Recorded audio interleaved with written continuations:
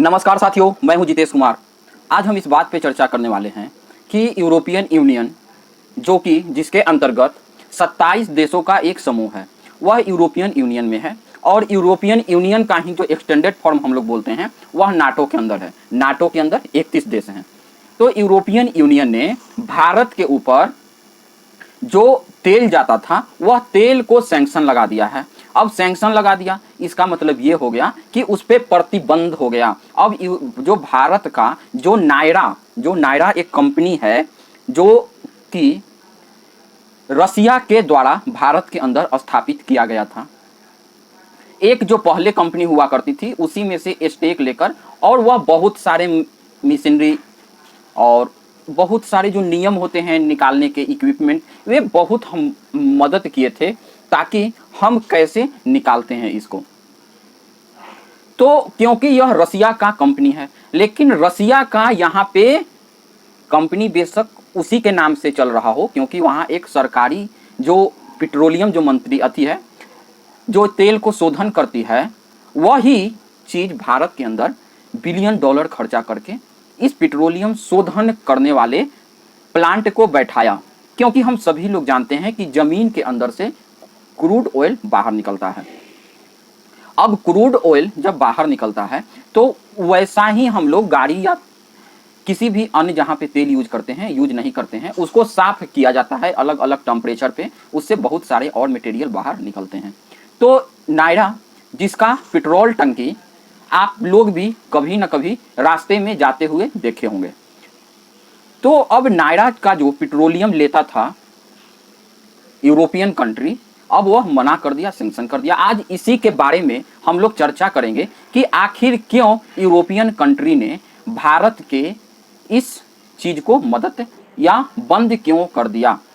तो थोड़ा सा समझने के लिए हमें इस बात का पहले ज्ञान होना चाहिए कि अभी जो युद्ध चल रहा है, युद्ध किसके बात में? यूक्रेन और रूस के बीच में युद्ध बहुत ही ज़्यादा तेजी से बढ़ रहा है।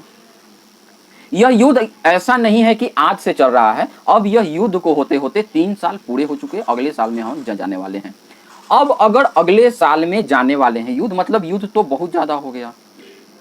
और यूक्रेन के पीछे हम सभी लोग जानते हैं कि यूक्रेन के अंदर, यूक्रेन कभी भी रसिया के विरोध में नहीं जाना चाहता था, जो यूक्रेन के पहले राष्ट्रपति थे। लेकिन अमेरिका के द्वारा जानबूझकर रजीम चेंज करवाया गया, जेलेस्की जैसे जोकर को बैठाया गया और जेलेस्की को फिर नाटो में इनवाइट किया गया कि तुम आ जाओ।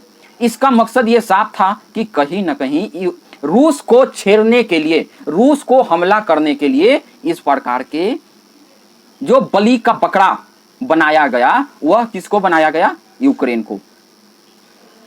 यूक्रेन जिसका सभी चीज ठीक था, रिच मिनरल्स थी, बहुत अच्छा खेती हुआ करता था, आबादी कम था, बाकी सब कुछ से प्रयुक्त राष्ट्र, संयुक्त संघ जो हुआ करता था, उसी का पार्ट हुआ करता था रूस और यूक्रेन। ये सारे जो 15 देश टूट के बने, उसमें से एक यूक्रेन भी हुआ करता था। अगर रूस के मेन गेट पे ही मान के चलिए दोनों देशों का बॉर्डर साझा होता है, अगर यूक्रेन के पास आकर नाटो बैठ जाए, इसका मतलब रूस के अंदर जितनी भी मूवमेंट होगी वह उसको बिल्कुल ऑब्जर्व किया करेगा, देखा करेगा। आखिर कब तक दूसरे देश के जाल में फंसेगा। और यूरोपियन यूनियन का, क्योंकि यूरोपियन यूनियन ये जानते हैं डीप स्टेट के द्वारा कि उनका सबसे जो मेन दुश्मन है अभी के टाइम में, वह किसको मानते हैं? रूस को मानते हैं। क्योंकि रूस ही सोवियत संघ का मेन हुआ करता था। रूस जो अगर नहीं होता तो हिटलर पूरे यूरोपियन कंट्री को ही गुलाम बना लेता, लेकिन वह रूस था कि उन लोगों को बचाया। लेकिन आज क्योंकि जिसने बचाया उन्हीं का सबसे बड़ा दुश्मन बन के बैठा हुआ है यूरोपियन यूनियन के डीप स्टेट वाले लोग। डीप स्टेट वाले लोग, अब डीप स्टेट क्योंकि उस कंट्री के अंदर इस तरह का व्यवस्था बनाया गया है कि आपको उस अम्ब्रेला के अंदर आ ही जाएंगे, चाहे जिस भी रास्ते पे जाइए वह अम्ब्रेला के अंदर आप किसी न किसी रूप में आ जाएंगे। ये हमारा कहने का क्या मतलब है, तो चलिए थोड़ा बहुत समझाते हैं। देखिए, जो अमेरिका जो देश है, वह जो डेमोक्रेसी के नाम पे आया, वह डेमोक्रेसी कैसे आया होगा? हम सभी लोग जानते थे कि अमेरिका शुरुआत में क्या सिर्फ प्रोडक्ट बनाता था, चमड़े का सिर्फ प्रोडक्ट बनाया करता था।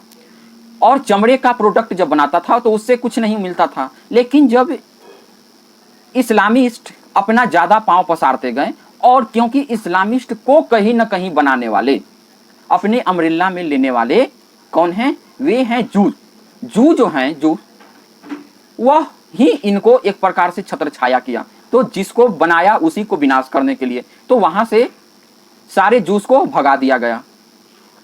फिर वे अगर भागने लगे तो कहीं ना कहीं जाके शरण लेंगे, तो ज़्यादातर लोग अमेरिका में गए और अन्य देश में गए। अमेरिका में गए, जूस माइंड के अच्छा हुआ करते थे, वहाँ अपॉर्चुनिटी मिला, बिजनेस स्टार्ट किए। देखते देखते बिजनेस फैलने लगा, फैक्ट्री लगा। और एक दिन द्वितीय जब विश्व युद्ध होता है तो जितने भी यूरोपियन और सारे कंट्री हैं, ब्रिटेन, ये सब, फ्रांस, ये सारे को इतना पीट चुका था हिटलर के द्वारा कि ये सारे लोग कर्जे में आ गए थे। तो कर्जे में किसके आ गए? तो सारे अमेरिका के कर्जे में आ गए, क्योंकि अमेरिका ही सिर्फ सबसे ज़्यादा फैक्ट्री पे ध्यान दिया था। वह अपने यहाँ खूब गोला बारूद बनाया और यूरोपियन कंट्री को बेचा हिटलर से लड़ने के लिए। लेकिन असली जो मकसद था, वह मकसद था क्या? असली मकसद इन लोगों को, जितने इन लोगों ने दूसरे देशों से सोना लूटा था, वह सारा सोना अब गिरवी रख दिया गया ब्रिटेन और लंदन। किसके पास? अमेरिका के पास। अमेरिका के पास जब सारे सोना गिरवी रख दिया गया तो वहीं से कन्वर्ट हो गया डॉलर। अब डॉलर का वर्चस्व हो गया पूरे विश्व में। अब जब डॉलर का अभी वर्चस्व चल रहा है, तो क्योंकि अब यूरोपियन यूनियन अमेरिका के ऊपर पूरी तरीका से डिपेंडेंट है, क्योंकि यूरोपियन यूनियन एक तो छोटे छोटे सारे देश हैं, बहुत कम कम उनका आबादी है। दूसरा, वे सभी लोगों को अपना इंटरनल पुलिस तो लोग रखते हैं, लेकिन कोई भी आर्मी पे खर्चा करने की आवश्यकता नहीं पड़ती है। पुलिस जो देश के अंदर की जो मामला होते हैं उसको देखते हैं, आर्मी जो देश के बाहर के जो मामला होते हैं, बॉर्डर से जो बाहर की मामला होते हैं उसको देखा करते हैं। अब क्योंकि बॉर्डर से बाहर का देखा करते हैं मामला, तो यूरोपियन यूनियन को बिल्कुल भी इस चीज़ पे ज़्यादा फिर एक्सपेंड करना नहीं पड़ता है। तो वे जितने भी हैं, वे सारे जो अमाउंट बचे वे कहाँ यूज कर लेते हैं? वे सारे के सारे लोग यूज कर लेते हैं अपने घर को सजाने के लिए, मतलब साफ सुथरा रखने के लिए, या जो भी पैसा बचा। क्योंकि हम सभी लोग जानते हैं मिलिट्री इक्विपमेंट या मिलिट्री पर खर्च बहुत ज़्यादा देश का होता है। अब उस खर्च को अगर बचा लिया जाए तो आप खुद सोचिए कितना अमाउंट बचेगा। जैसे अगर भारत के पास मान के चलिए एक लमसम अमाउंट में 10 लाख की फोर्सेज हैं, अगर 10 लाख के फोर्स भारत के पास है तो 10 लाख का फोर्स का पूरा खर्चा देना, तो सोचिए कितना ह्यूज अमाउंट। उसके बाद आर्मी के लिए टैंक लेना, उसके बाद हथियार, गोले, बहुत सारी चीज खरीदने पड़ते हैं। तो उन सभी लोगों को इस पे खर्चा नहीं करना पड़ता है, तो वह अमाउंट कहीं ना कहीं बचता है। तो अब क्या होता है कि बाइडेन की सरकार हटता है और ट्रंप का सरकार अमेरिका के अंदर आ जाता है। ट्रंप जब आते हैं अमेरिका के अंदर तो उन्होंने साफ साफ धमकी देते हैं कि सुनो यूरोपियन वालों या नाटो वालों, क्योंकि नाटो जो है वह सिर्फ हम अपनी सुरक्षा के लिए नहीं बनाए हुए हैं। देखिए, नाटो का एक आर्टिकल 5 है। आर्टिकल 5 में ये कहा गया है कि अगर नाटो के जो भी देश सदस्य हैं, अगर एक देश पे हमला होता है तो जितने भी देश हैं, 31 जो देश हैं, सारे मिल के उसके ऊपर हमला करेंगे। मतलब यह एक अम्ब्रेला के अंदर सारे लोग बैठे हुए हैं।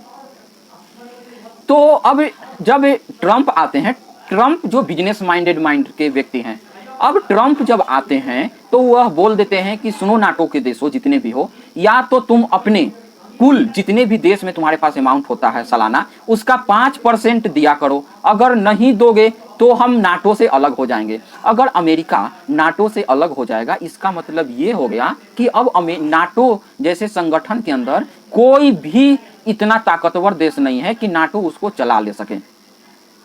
जितने भी नाटो के कंट्री थे उन सारे के सारों का पसीना छूट गया। अब दो ही रास्ता बचा। एक रास्ता तो ये बचा कि वह 5% दें और उसके बाद नाटो को चलने दें, और नहीं तो नाटो को भंग हो जाएगा। नाटो को भंग हो जाएगा तो सभी देशों को अपना अपना आर्मी क्या करना पड़ेगा? बनाना पड़ेगा। उसमें बहुत खर्च बढ़ना पड़ेगा, हथियार लेना पड़ेगा, बहुत ज़्यादा खर्च बढ़ जाएगा। तो सारे लोग नाटो के जितने भी यूरोपियन मेंबर हैं, जो जिसमें 27 देश हैं, वह यूरोपियन मेंबर 5% तो देने को तैयार ही हुए, साथ ही साथ इस बात पे भी तैयार हो गए कि हम अब अमेरिका के सामने, क्योंकि वे सारे के सारे लोग क्या हो गए, झुक गए।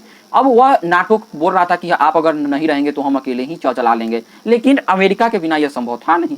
तो जितने भी यूरोपियन यूनियन वाले थे वे सारे लोग झुके जाके अमेरिका के सामने, और एक प्रकार से अमेरिका के राष्ट्रपति डोनाल्ड ट्रंप ये भी करवाना ही चाहते थे कि तुम लोग सारे के सारे लोग मेरे सामने आकर झुको।